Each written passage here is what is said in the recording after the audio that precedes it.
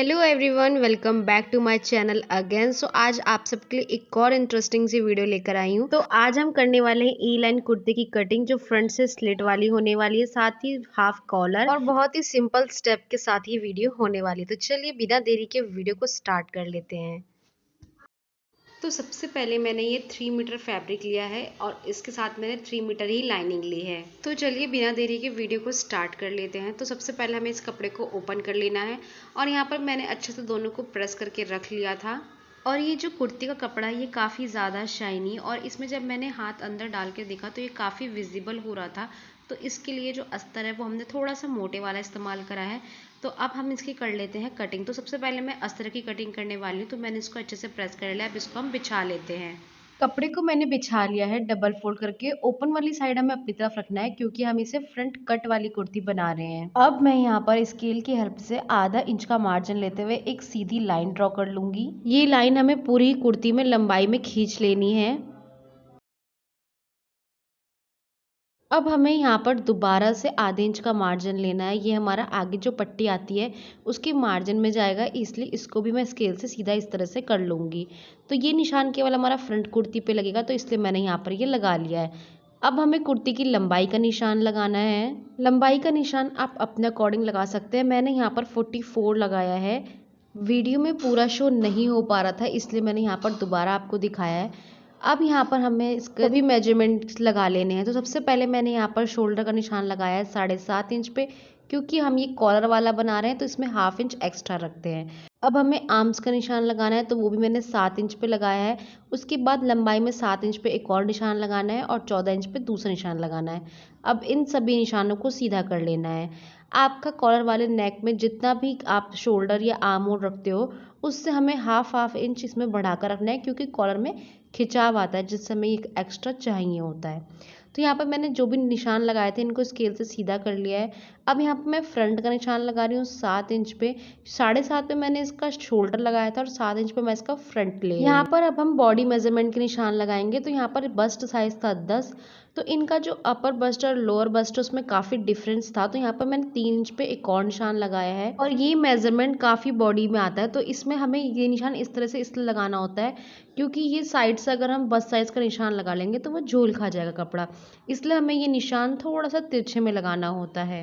अब यहाँ पर हम कमर का निशान लगाएंगे। तो कमर का निशान लगाया मैंने 9.5 इंच पे, और यहाँ पर मैं सारे मेजरमेंट लिख देती हूँ जिससे ये सारे मेजरमेंट हमें इजीली याद रहे। तो यहाँ पर मैंने जो भी जितना मेजरमेंट लिया है 37, 41, 39, और हिप है यहाँ पर हमारा 44, जिसका हमने 4 पार्ट लिया है 11 इंचेस, और यहाँ पर भी एक निशान लगाएंगे। तो यहाँ पर हम ए लाइन कुर्ती बना रहे हैं, तो अब हमें नीचे पल्ले का घेर का निशान किस तरीके से लगाना है वो देख लेते हैं। तो मैंने यहाँ पर घेर का निशान जो है नाप कर लगाया है। ए लाइन कुर्ती में आप कपड़े का अरज के अनुसार या फिर आपको जितना घेर चाहिए उसके अनुसार आप इसका नाप रख सकते हैं। तो मैंने यहाँ पर 13 इंच पे रखा है निशान। मुझे इतना ज़्यादा घेर नहीं चाहिए था, साथ ही मैंने 1 से 1.5 इंच का मार्जिन ले लिया है।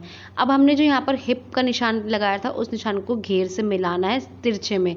ध्यान रहे इस निशान को हम तिरछे में मिलाएंगे इस तरीके से। इसके बाद जो बाकी के मेजरमेंट हमने लगाए थे उनको भी हम स्केल से इस तरीके से सीधा कर लेंगे। अब यहाँ पर आप देखेंगे जो हमने यहाँ पर बस्ट का नाप लगाया था वो हल्का सा तिरछे में जा रहा है, क्योंकि इसमें जो अपर बस्ट थी वो बहुत ज़्यादा कम थी। यानी कि मेजरमेंट में बताऊँ तो अपर बस्ट थी वो 37 और लोअर बस्ट 41। अगर हम इसको 41 के हिसाब से रखते हैं तो हमारा जो आर्म्स में है काफ़ी ज़्यादा कपड़ा झोल खा जाएगा, और अगर हम इसको 37 के हिसाब से रखते हैं तो जो हमारा बस्ट एरिया है वहाँ से कुर्ती टाइट हो जाएगी। तो इसलिए हमें थोड़ा सा इसको कर्व शेप में देते हुए इस तरह से निशान लगाने होते हैं। अब हमने मार्जिन के निशान को भी सबको सीधा कर लिया है। अब यहाँ पर हमें गोलाई देनी है मुड्ढों की, जो हम नॉर्मली फ्रंट पल्ले में देते हैं। अगर आपको अपर बस्ट और लोअर बस्ट का समझ में नहीं आया तो इसके ऊपर भी मैं मेजरमेंट वीडियो बनाऊँ या नहीं, आप मुझे कॉमेंट करके ज़रूर बताना। तो अगर आपको वीडियो अच्छी लग रही होगी तो वीडियो को लाइक ज़रूर करना, और हाँ शेयर करना बिल्कुल मत भूलना, और इसी तरह की वीडियो देखने के लिए मेरे चैनल को सब्सक्राइब भी कर लेना। तो यहाँ पर मैंने लेंथ 44 ली है। अब जो हमने यहाँ पर हाफ इंच का निशान लगाया था सबसे पहले हमने उसको कट कर दिया, क्योंकि ये किनारी वाला पार्ट है और हमें नहीं चाहिए। अब यहाँ पर इसको कट करने के बाद नीचे मैंने जो हमारी लेंथ का निशान लगाया था उसको भी कट कर लेंगे। अब बाकी के मेजरमेंट्स को भी हम इसी तरीके से कट कर लेंगे।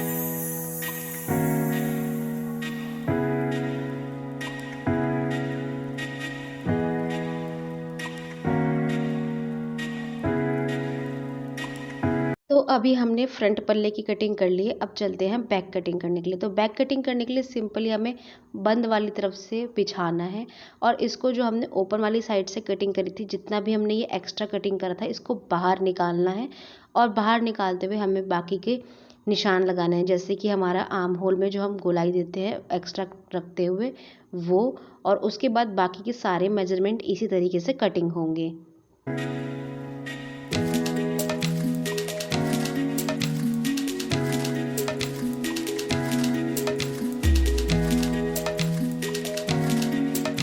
बैक पार्ट की कटिंग भी हो चुकी है। अब हमारा ये लाइनिंग रेडी हो गया। अब हमें इसको कपड़े पे रख के कटिंग करना है। तो इसको कपड़े पे रख के कटिंग करना बहुत ही आसान है। सिंपली हमें कपड़े को बिछाना है और कटिंग कर लेनी है।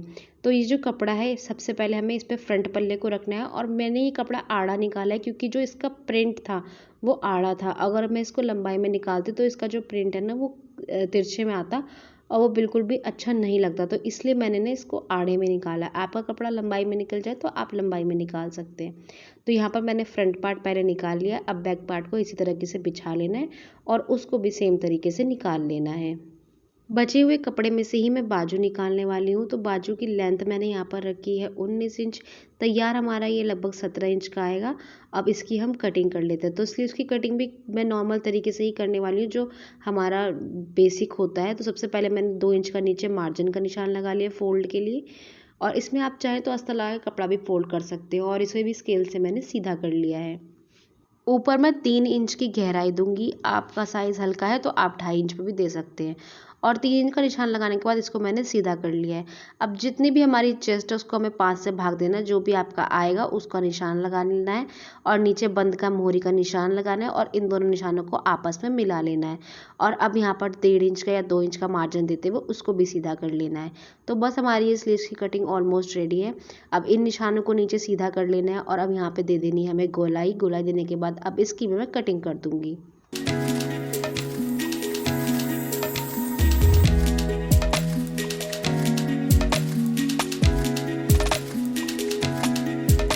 अब हमारी यहाँ पे बाजू भी तैयार है। नीचे जो हमने मार्जिन फोल्ड करने के लिए लगाया था उस पे कट लगा लेंगे। अब चलते हैं हम कुर्ती की स्टिचिंग के लिए। तो स्टिचिंग के लिए सारे कपड़े को पहले मैंने यहाँ पर इकट्ठा करके रख लिया था। अब इसको ओपन कर लेते हैं और अब करते हैं हम इसकी स्टिचिंग। तो स्टिचिंग करने के लिए सिंपली हमें क्या करना है, सबसे पहले हमें फ्रंट और बैक को आपस में ज्वाइंट कर लेना है। अस्तर को लाइनिंग से ज्वाइंट करना है। इसके लिए आप चाहे तो इस पर कच्चा कर लीजिए, पिन कर लीजिए, या फिर आप इसे अगर डायरेक्ट मशीन से कर सकते हैं तो वो भी कर लीजिए। मैं यहाँ पर सबसे पहले इन दोनों पल्लों को जोड़ लेती हूँ आपस में, फिर आगे की सिलाई दिखाती हूँ। तो देखिए फ्रेंड्स, यहाँ पर मैंने फ्रंट पल्ले को जोड़ लिया है। यहाँ पर मैं एक बात बताना आपको भूल गई थी, जो हमने कपड़ा निकाला था ना, लाइनिंग तो हमारी बीच में से कट थी फ्रंट पार्ट से। कपड़ा जो मैंने निकाला था वो कट नहीं था, वो फोल्ड वाली साइड से ही मैंने निकाल लिया था। इसलिए अब मैंने पहले इसको कच्चा कर लिया। कच्चा करने के बाद मैंने इसे बीच से कट दे दिया है। ये रीज़न इसलिए भी होता है ताकि हमारा जो अस्तर है वो इधर उधर ना हो, अच्छे से फिट हो जाए। तो यहाँ पर मैंने कच्चा कर लिया था। अब जितना भी एक्स्ट्रा कपड़ा है इसकी मैं कर लूँगी कटिंग।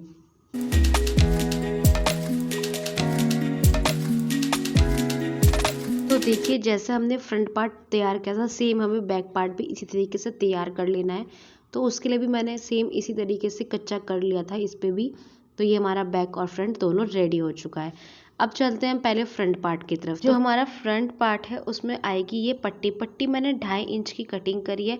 इसको मैंने अस्तर और कपड़े को आपस में ज्वाइंट कर लिया था। उसके बाद हमें इसे फ्रंट पे इस तरीके से सिलाई लगा लेनी है और ये सिलाई मैंने दोनों ही तरफ लगाई है। सिलाई लगाने के बाद इसको आधा इंच का मार्जिन देते हुए फोल्ड करना है और जो भी सिलाई हमने लगाई थी उस मार्जिन को अंदर रखते हुए उसके ऊपर सिलाई लगा लेनी है।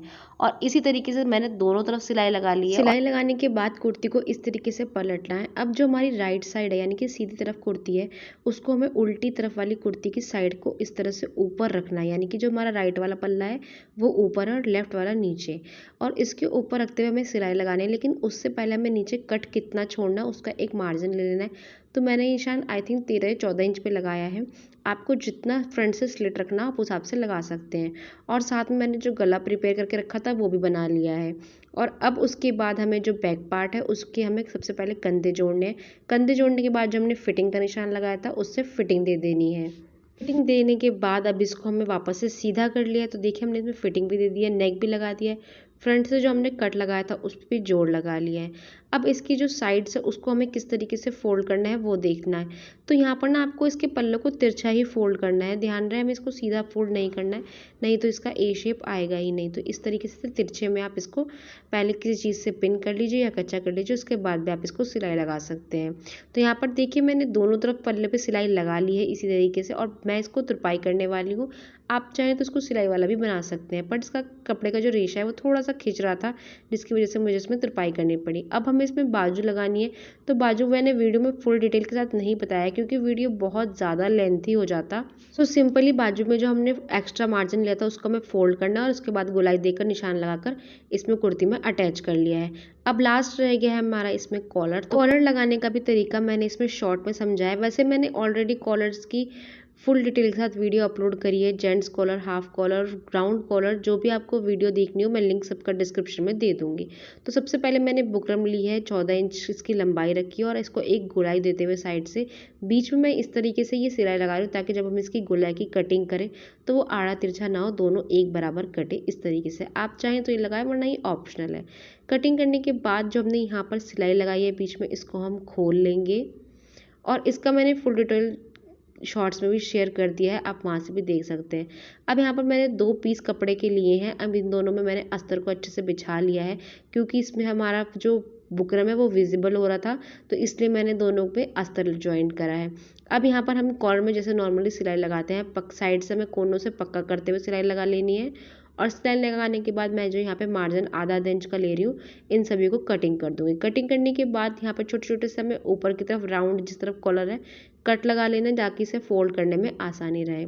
इस तरीके से कट लगाने के बाद आप इसको फोल्ड कर लीजिए। फोल्ड करने के बाद इस पर एक अच्छे से प्रेस लगा लो।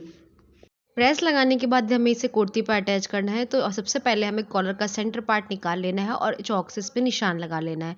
कुर्ती का भी सेंटर पार्ट मैंने ऑलरेडी निकाल के रख लिया था, कट लगा लिया था, वहाँ पर भी मैं चौक से एक निशान लगा लूँगी। सेंटर को सेंटर से मिलाते हुए इस तरीके से हमें सिलाई लगानी है। तो इसमें आप चाहे तो पहले कच्चा कर सकते हैं, उसके बाद सिलाई लगा सकते हैं। तो मैंने यहाँ पर पिन लगा के सिलाई लगाई थी। तो देखिए कुछ इस तरीके से मैं सीधे आधा इंच का कपड़ा देते हुए दबाते हुए अंदर सिलाई लगा लूँगी और उसके बाद मैं इसका आपको फाइनल लुक दिखाती हूँ कि ये कैसी बनी है। तो और वीडियो पसंद आ गई तो वीडियो को लाइक, शेयर एंड सब्सक्राइब करना तो बिल्कुल मत भूलना इसी तरह की वीडियो के लिए। तो चलिए इसका फाइनल लुक देखते हैं।